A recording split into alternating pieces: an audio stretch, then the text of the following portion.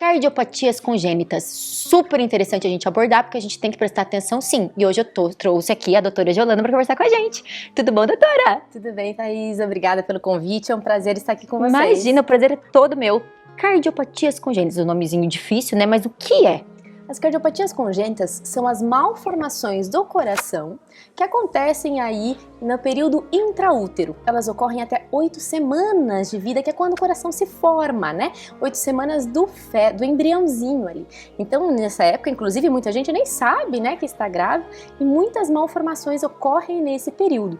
Algumas delas vão ter repercussão aí para a vida inteira, outras vai ser uma cardiopatia crítica que o nenê precisa de intervenção já nos primeiros dias de vida e outras, alguns pacientes vão descobrir só na vida adulta.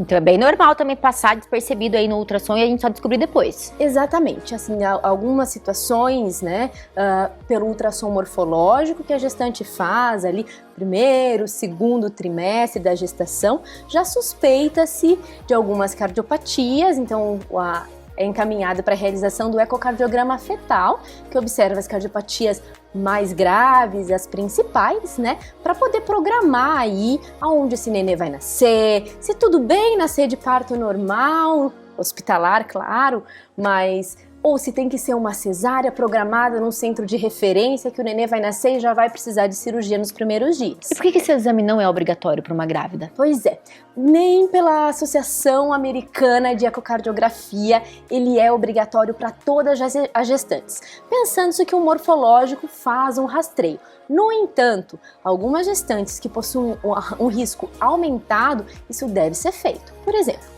numa família que já teve um bebê com cardiopatia congênita, o risco de o segundo, terceiro bebê de cardiopatia congênita é aumentado. Nos casos de algumas síndromes, por exemplo, síndrome de Down, que é super comum, né? 40, 50% dos bebês podem ter cardiopatia congênita. Outras síndromes associadas também podem ter. Então é necessário aí, algumas mães também que possuem diabetes pré-gestacional, ou seja, diabetes tipo 1 ou a diabetes tipo 2 antes da gestação, também é obrigatória a realização do exame. No entanto, a gente sabe que boa parte das cardiopatias a gente não consegue identificar o risco, mas algumas coisas a gente pode prevenir. Por exemplo, a gestante a mulher quando está programando, olha, quer engravidar, já procura o seu obstetra. Se o seu ginecologista, se usa alguma medicação, conversa sobre ele. Olha, existe algum problema eu engravidar tomando essa medicação? Alguns anticonvulsivantes, algumas outras medicações precisam ser modificadas, antihipertensivos e tudo mais. Precisa ser modificado para não oferecer risco. Evitar um problema. Para evitar um problema, né? O uso do ácido fólico é bem estabelecido, que previne malformações, né, do sistema nervoso, mas também tem visto que tem alguma relação em proteger contra as cardiopatias congênitas. E claro, assim, esse é um primeiro momento, né, o planejamento, essa prevenção que é o mínimo que a gente pode fazer, que é o que é possível. Quando engravidar, qualquer medicação, falar com o seu médico, né, evitar bebida alcoólica, tabagismo. E essas coisas podem atrapalhar aí a formação do coração do neném. A pergunta que foi ali, que teve mais no Instagram é, tem sintomas para isso? Durante a gestação, não. Na verdade, alguns casos, por exemplo, quando o neném tem muito líquido, né? Quando tem muito líquido amniótico, os obstetras também acabam recomendando, mas a maioria não apresenta sintomas para a gestante. Porém, quando o neném nasce, algumas coisas a gente pode observar. Por exemplo, existe desde 2014, é lei no Brasil, a realização do teste do coraçãozinho, que é medida a oximetria com 24 horas de vida, o neném na maternidade, entre 24 e 48 horas, mede a oximetria. Isso quer dizer, agora todo mundo sabe o que é oximetria, né? O Covid trouxe para a nossa vida. Né? Então mede a saturação na mãozinha direita e no pezinho ver se tem alguma diferença, né? A gente tem alguns critérios. E isso é um dos sinais que suspeita.